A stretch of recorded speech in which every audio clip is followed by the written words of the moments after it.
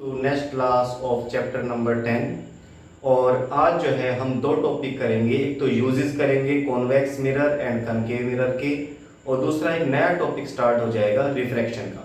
तो फटाफट जो है सबसे पहले हम स्टार्ट करते हैं uses of concave mirror. Concave mirror का यूज हम कहाँ करते हैं?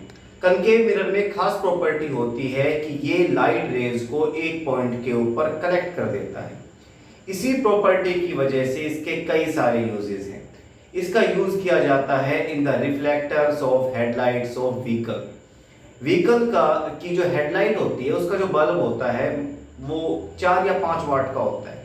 ठीक है, अगर हम अपने कमरे में 4 या 5 वाट का बल्ब लगा दें तो क्या लाइट जाएगी पूरे कमरे में? नहीं फैलेगी, कुछ भी दिखाई नहीं देगा हमें। लेकिन व्हीकल्स की लाइट तो बड़ी दूर तक जाती है। उसके पीछे रीजन क्या है कि उस बल्ब के पीछे रिफ्लेक्टर लगा होता है कॉनकेव शेप का।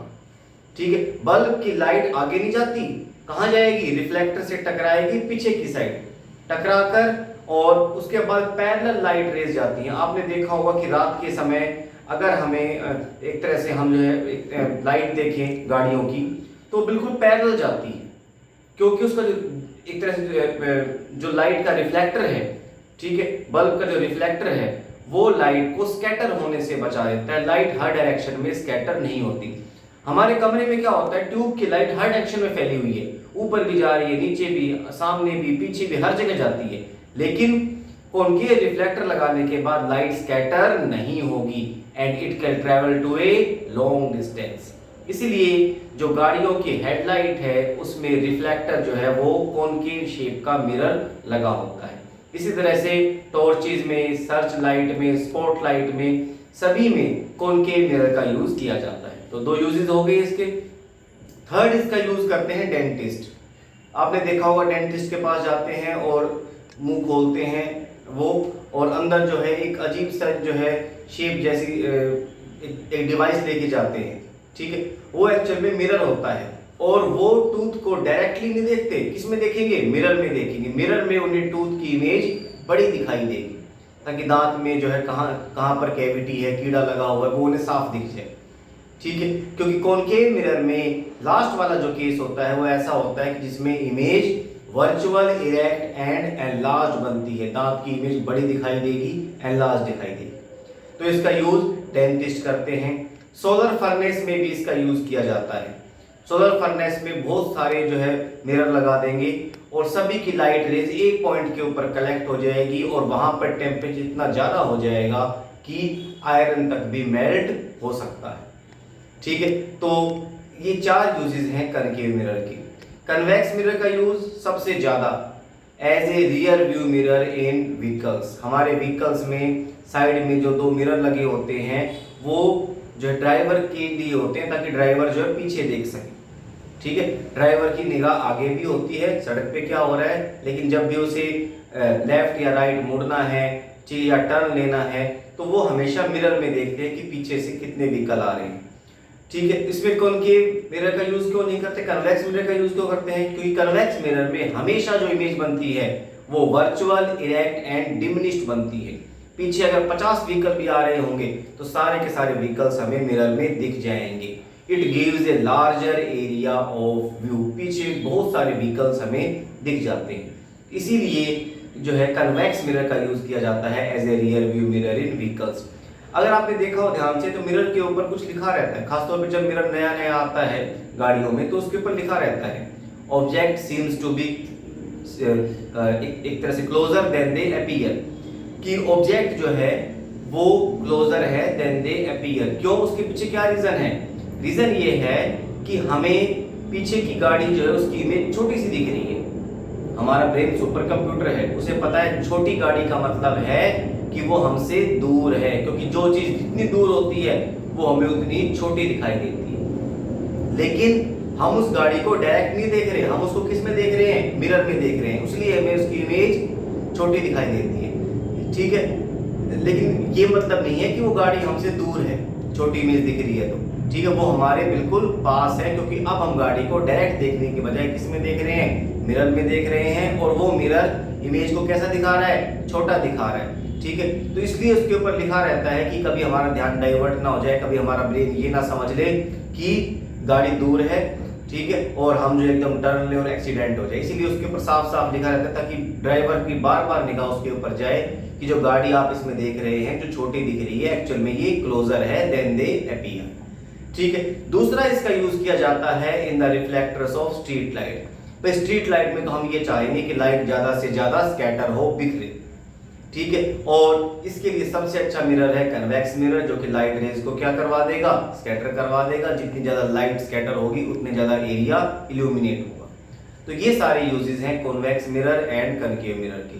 इसी टॉपिक को हम बोर्ड के ऊपर देखेंगे, उसमें सिर्फ वही लैंग्वेज जो हमारे एग्जाम में आएगी। ठीक है, समझ आपने लिया। अब आप साथ साथ मेमोराइज करेंगे और ये सीखेंगे कि एग्जाम में हमें किस तरह से किस लैंग्वेज में लिखना है। सबसे पहले यूजेस ऑफ कनकेव मिरर, पहला in headlights of vehicles. Reason क्या लिखेंगे, because it gives strong parallel beam of light. ठीक है, इसके बाद एक लाइन और लिखेंगे, it does not allow the light rays to get scatter. बिल्कुल यही दो लाइनें लिखेंगे आप आंसर में। ठीक है, second in torches, search light and spotlight, because it gives same reason strong parallel beam of light, it does not allow light rays to get scattered. दूसरा in solar furnace, because it collects light rays at a single point. ठीक है, आप चाहें तो एक line और लिख सकते हैं, so the temperature will increase rapidly. By dentist use करते हैं, because it gives larger view of tooth, दांत की जो है बड़ी इमेज दिखाता है। तो ये चार यूजेस हैं कनकेव मिरर के। अब आ जाए कन्वेक्स मिरर। यूज कहाँ है इसका, as a rear view mirror in vehicles, because it gives, reason क्या लिखेंगे, because it gives large area of view. ये सबसे मेन लाइन है, because it gives large area of view. इसके बाद आप देख सकते हैं, it gives, it forms virtual, erect and diminished image. Image कैसी बनती है, वर्चुअल, इरेक्ट एंड डिमिनिश्ड। दूसरा इसका यूज करते हैं हम किस में, स्ट्रीट लाइट्स में। Reason, because it scatters the light rays, क्योंकि ये लाइट रेज को क्या कर देगा, स्कैटर कर देगा, ताकि ज्यादा से ज्यादा एरिया इल्यूमिनेट हो सके। तो ये यूजेस हैं कनकेव मिरर के एंड कॉन्वेक्स मिरर के। इसके बाद जो नेक्स्ट टॉपिक है वो है रिफ्रैक्शन। रिफ्लेक्शन नहीं, रिफ्रैक्शन। क्या है रिफ्रैक्शन, इसको आप समझिए। लाइट रेज जो हैं वो वैक्यूम में भी ट्रेवल कर सकती है, साउंड की तरह नहीं है। Light can even travel in vacuum, space में कुछ भी नहीं है, वैक्यूम में लाइट वहां भी ट्रेवल करती है। इसके अलावा लाइट किसी भी ट्रांसपेरेंट मीडियम में ट्रेवल कर सकती है, चाहे वो एयर हो, एयर एक मीडियम है, ट्रांसपेरेंट मीडियम है, लाइट उसमें ट्रेवल कर सकती है। प्लास्टिक है, ठीक, जो भी ट्रांसपेरेंट मीडियम है, ग्लास है, वाटर है, उनमें लाइट ट्रेवल कर सकती है।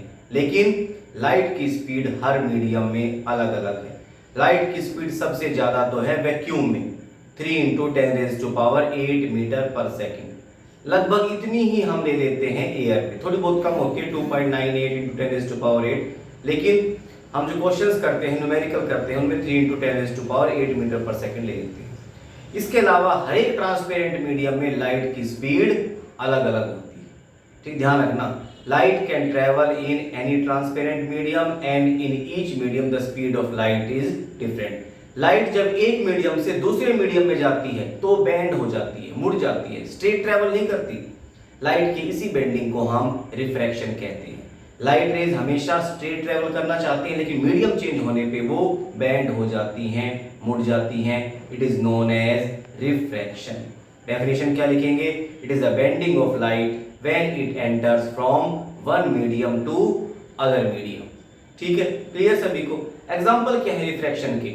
हमने अपनी डेली लाइफ में कई सारे एग्जाम्पल देखे हैं। जैसे जो पानी बेचने वाले होते हैं, रेहड़ी पे जो खड़े रहते हैं, वो एक ग्लास के अंदर पानी डाल के और नींबू डाल के रखते हैं। ठीक है, आपने शायद देखा भी होगा, खासतौर पे जो बस स्टैंड वगैरह है उन पर। और उसमें क्या होता है कि हमें उस नींबू का साइज काफी बड़ा दिखाई देता है। वो रिफ्रैक्शन की वजह से, क्योंकि लाइट अब 2 या 3 मीडियम में ट्रेवल कर रही है, एयर में, ग्लास में, उसके अंदर वाटर है उसमें।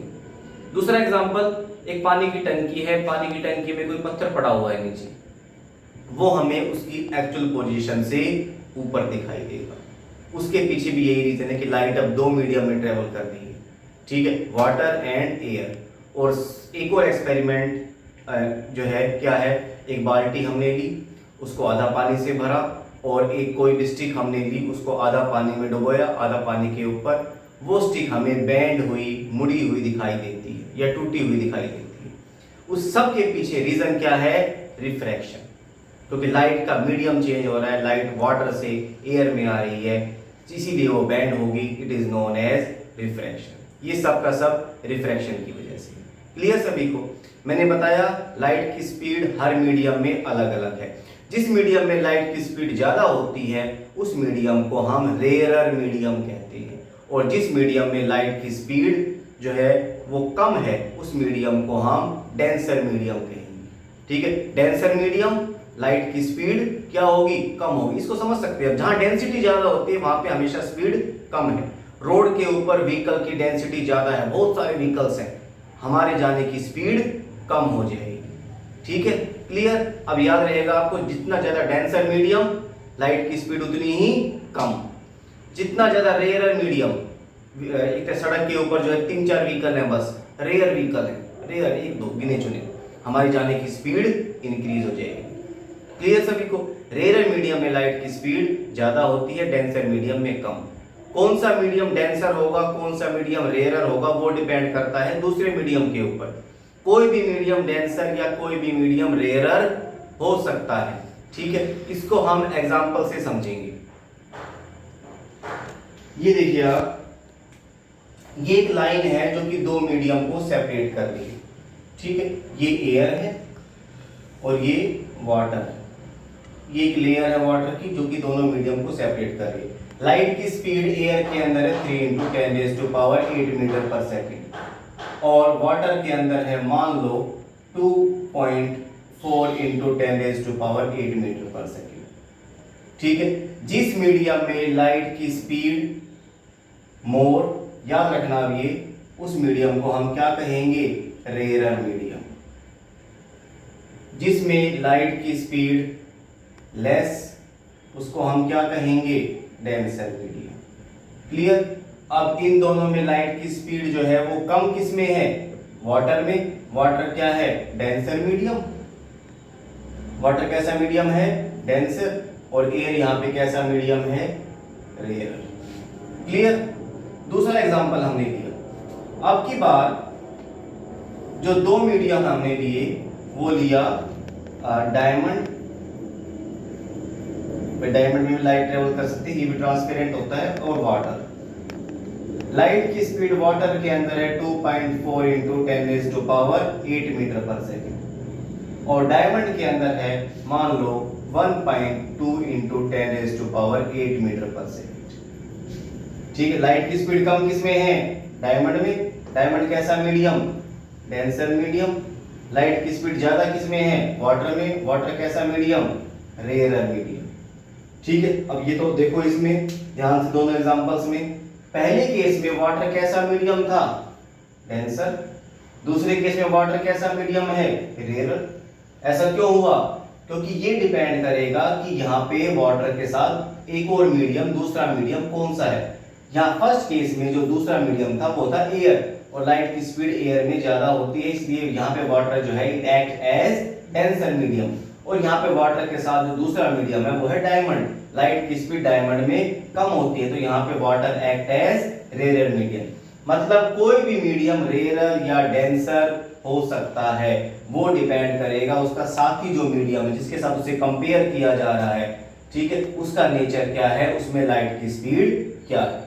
तो मेरे ख्याल से आपको दोनों तरह के मीडियम समझ में आ गए होंगे, rare medium and denser medium. ये कंपैरेटिव टर्म है, कोई भी मीडियम जो है डेंसर या रेयर हो सकता है, वो डिपेंड करेगा अदर मीडियम के ऊपर। जिस तरह रिफ्लेक्शन के दो लॉ थे, उसी तरह से रिफ्रैक्शन के भी दो लॉ हैं। लेकिन उससे पहले आप जो है एक दो बातें समझ लीजिए। जैसे क्या होगा जब लाइट एक मीडियम से दूसरे मीडियम में जाएगी। ये एक लाइन है जो कि दो मीडियम को सेपरेट कर रही है, ध्यान से देखते जाइए। ये एयर है, यहां पर ये वाटर है। क्लियर? एक एक चीज ध्यान से देखते जाएंगे। ये लाइट आई इस तरह से ओब्लिकली, तिरछी, ये ए बी लाइट रे, ठीक है, ये इस तरह से आ रही है। जो लाइट रे इस तरह से एक सरफेस से आएगी दूसरे सरफेस में, उसको हम कहेंगे इंसिडेंट रे। तो यहां पे इंसिडेंट रे क्या है, ए बी। क्लियर? ये दोनों सरफेसेस के ऊपर परपेंडिकुलर है। एन डैश मैंने नाम रख दिया, नॉर्मल है। साफ देख रहे हो आप, ये एंगल 90 डिग्री का बना रहे, नॉर्मल है, ठीक है। ए बी कौन सी रे, इंसिडेंट रे। एन डैश क्या है, नॉर्मल।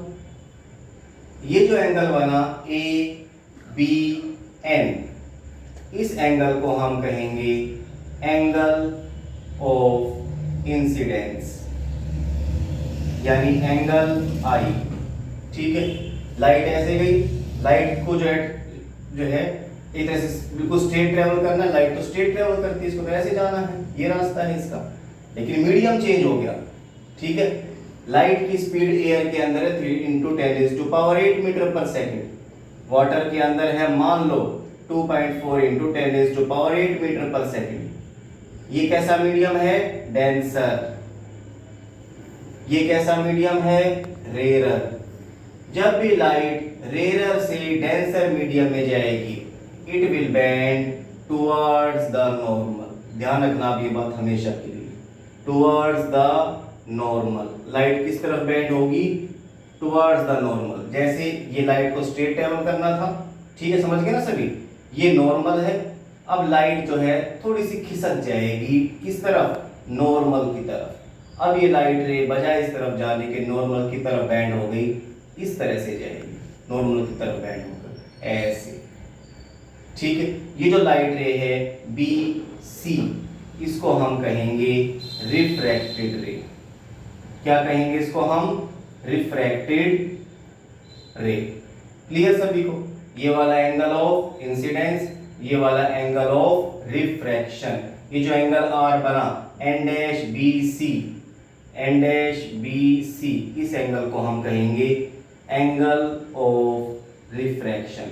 और ध्यान रखना सिंबल इसका भी जो है आर ही है, लेकिन ये इक्वल नहीं होते। Angle I is not equal to angle R, ठीक है। क्लियर सभी को? तो रेयर, डेंसर, मीडियम, सब चीज आपको क्लियर हो गई। दूसरा एग्जांपल लेते हैं, याद भी रखना ये, जब भी लाइट रेयर से डेंसर मीडियम में जाएगी, it will bend towards the normal. दूसरा डायग्राम बना रहा हूं मैं इसके साथ साथ ही, ताकि दोनों चीजें एक साथ कंपेयर हो जाएं, ठीक है। यहां पर अब ये जो मीडियम है, यहां पर लिख देता हूं मैं, ये मैंने मीडियम लिया था रेयर और ये वाला मीडियम था डेंसर। अब की बार मैंने ये मीडियम लिया है डेंसर और ये मीडियम लिया है रेयर, ठीक है। लाइट आई, ध्यान से देखते जाना।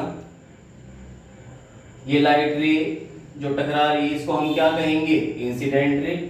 ए बी को हम क्या कहेंगे, इंसिडेंट रे। क्लियर?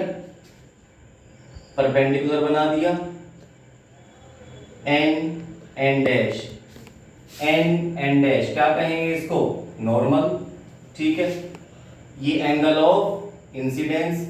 लाइट हमेशा स्ट्रेट ट्रेवल करना चाहती है इस तरह से, लेकिन मीडियम चेंज हो गया। डेंसर से लाइट कहां जा रही है, रेयर मीडियम में जा रही है। जब भी लाइट डेंसर से रेयर मीडियम में जाएगी, it will bend away from normal. याद रखना भी बात, जब भी लाइट कहां से कहां जाए, डेंसर से रेयर मीडियम में जाए, तो ये किस तरफ बैंड होगी, अवे फ्रॉम नॉर्मल, नॉर्मल से दूर जाके बैंड। ठीक है, ये नॉर्मल है, लाइट इससे कहां जाएगी, दूर, ये नॉर्मल है, लाइट इससे दूर ऐसे जाएगी। अब ये लाइट रे इस तरह से जाएगी। ठीक है, एन डैश बी सी, इसको हम क्या कहेंगे, एंगल ऑफ रिफ्रैक्शन। ध्यान से देखिए दोनों में, जब लाइट रेयर से डेंसर मीडियम में जा रही है तो कौन सा एंगल बड़ा है, एंगल आई या एंगल आर। इस केस में एंगल आई जो है it is greater than angle R. Clear. एक नंबर में क्वेश्चन पूछ सकते हैं, when light enter from rare to denser medium then which angle is greater, angle I और एंगल आर, तो एंगल आई बड़ा होगा। जब भी लाइट डेंसर से रेयर मीडियम में जाएगी तो कौन सा एंगल बड़ा है, angle R is greater than angle I. Clear सभी को। इसी तरह से जब भी लाइट रेयर से डेंसर मीडियम में जाएगी तो लाइट की स्पीड के ऊपर क्या इफेक्ट पड़ेगा, रेयर से डेंसर मीडियम में जाने पे लाइट की स्पीड क्या हो जाएगी, डिक्रीज, कम हो जाएगी, क्योंकि डेंसर मीडियम में लाइट की स्पीड कम होती है। और जब भी लाइट रेज डेंसर से रेयर मीडियम में जाएगी तो लाइट की स्पीड इंक्रीज हो जाएगी। ठीक है, आपसे पूछ सकते हैं what happens to the speed of light when it enter from denser to rare medium. आप लिखेंगे स्पीड क्या हो जाएगी, इंक्रीज हो जाएगी। ठीक है, अब तीनों बातें आप याद रखना। जब भी लाइट रेयर से डेंसर मीडियम में जाएगी it will bend towards normal, याद रहेगी बात ये, towards, it will bend towards normal. दूसरी चीज, जब भी लाइट रेयर से डेंसर मीडियम में जाएगी angle I is greater than angle R. जब भी लाइट रेयर से डेंसर मीडियम में जाएगी तो उसकी स्पीड डिक्रीज होगी। डेंसर से रेयर में इसका अपोजिट, जब भी लाइट डेंसर से रेयर मीडियम में जाएगी it will bend away from normal, speed क्या होगी उसकी, इंक्रीज होगी। And angle R is greater than angle I. तो ये जो है सारा का सारा रिफ्रैक्शन की डेफिनेशन और उसकी बेंडिंग थी। इसके बाद जो नेक्स्ट टॉपिक है वो है लॉज ऑफ रिफ्रैक्शन। जिस तरह रिफ्लेक्शन के दो लॉ थे उसी तरह से रिफ्रैक्शन के भी दो लॉ हैं, लेकिन थोड़े से अलग। फर्स्ट लॉ तो लगभग वही है, the incident ray, normal and refracted ray all lies in the same plane, वही है लगभग। लेकिन दूसरा लॉ जो है वो अलग है। ठीक है, उस लॉ में क्या कहा गया, the ratio of sine of angle of incidence to the sign of angle of refraction is always constant and that constant is known as refractive index। कुछ समझ में नहीं आया भाई आपको, जब बोर्ड पे होगा तब एक एक चीज बिल्कुल क्लियर हो जाएगी, आपका फोकस बोर्ड के ऊपर होगा। टॉपिक है लॉज ऑफ रिफ्रैक्शन। ठीक है, डायग्राम बना रहा हूं मैं आसान सा। ठीक है, लाइट ऐसे आई, इंसिडेंट रे, ये क्या बना दिया मैंने, नॉर्मल। ये मान लो रेयर मीडियम है, ये डेंसर मीडियम है। लाइट किस तरफ बैंड होगी, it will bend towards the normal. ठीक है, एंगल आई, ये एंगल आर। रिफ्रैक्शन के दो लॉ हैं। फर्स्ट लॉ क्या कहता है, द इंसिडेंट रे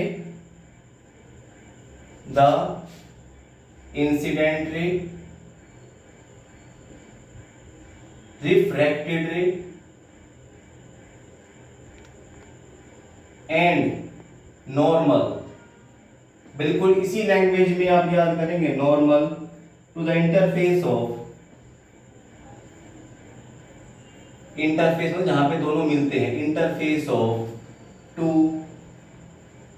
ट्रांसपेरेंट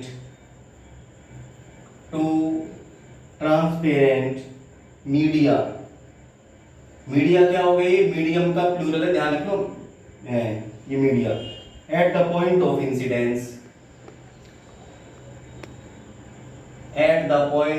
इंसिडेंस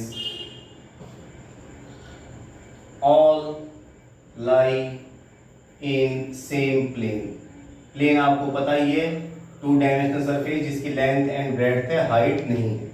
सेकंड लॉ क्या कहता है, the ratio of the ratio of sine, ये मैथ का साइन है ट्रिग्नोमेट्री वाला, SIN नहीं होता है, पूरा ध्यान रखना, इसको हम शॉर्ट में SIN लिख देते हैं। The ratio of sine of angle of incidence to the angle of refraction, to the angle of refraction is constant for a, बिल्कुल इसी लैंग्वेज में आप याद करेंगे, ये बिल्कुल एग्जैक्ट डेफिनेशन है। For a given colour and for a given pair of media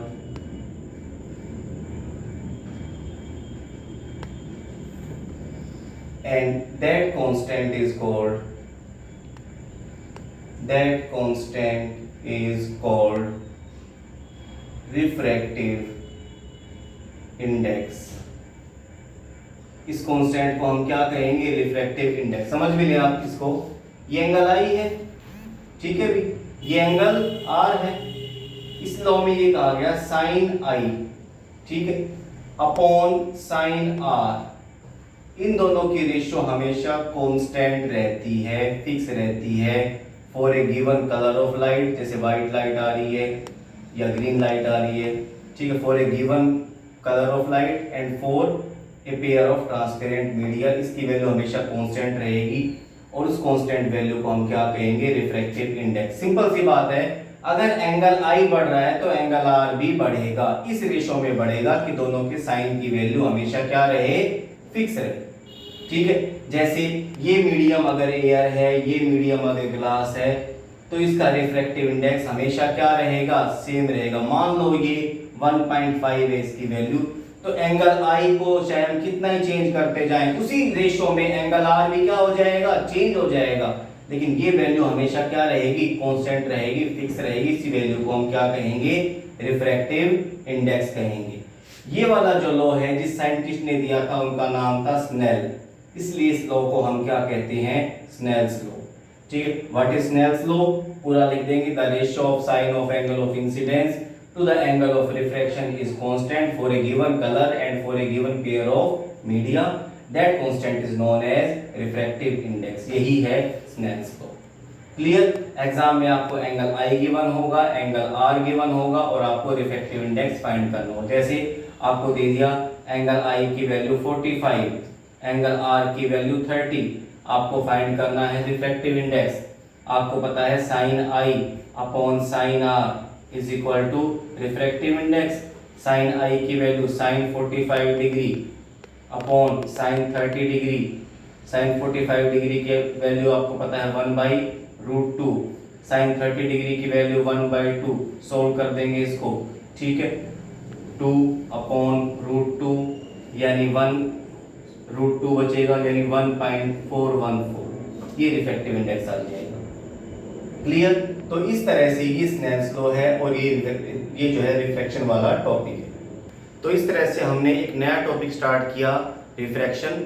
next class में छोटे से न्यूमेरिकल्स करेंगे एक रिफ्लेक्शन के ऊपर बेस्ड, और नेक्स्ट टॉपिक भी स्टार्ट कर देंगे लेंस वाला टॉपिक, ठीक है। इस चैप्टर में दो मेन टॉपिक है, एक मिरर और एक लेंस। नेक्स्ट क्लास में हमारा लेंस वाला टॉपिक स्टार्ट हो जाएगा और कोशिश करेंगे उसको 2 या 3 क्लासेस में ही वाइंड अप करने की, खत्म करने की, ठीक है। सभी बच्चे जो है मिरर वाले टॉपिक के जो न्यूमेरिकल्स हैं उनके प्रैक्टिस कर लें। नोट्स में जो है मैंने लगभग 30 या 35 न्यूमेरिकल दे रखे हैं, they are more than sufficient, उनकी आप अच्छी तरह से प्रैक्टिस कर लीजिए, क्योंकि इस चैप्टर के ऊपर बेस्ड एक न्यूमेरिकल जरूर आएगा, चाहे वो मिरर वाले टॉपिक से हो या लेंस वाले टॉपिक से हो। तो चैप्टर में न्यूमेरिकल की प्रैक्टिस मस्ट है, उससे आप नहीं बच सकते, ठीक है। Okay, thank you.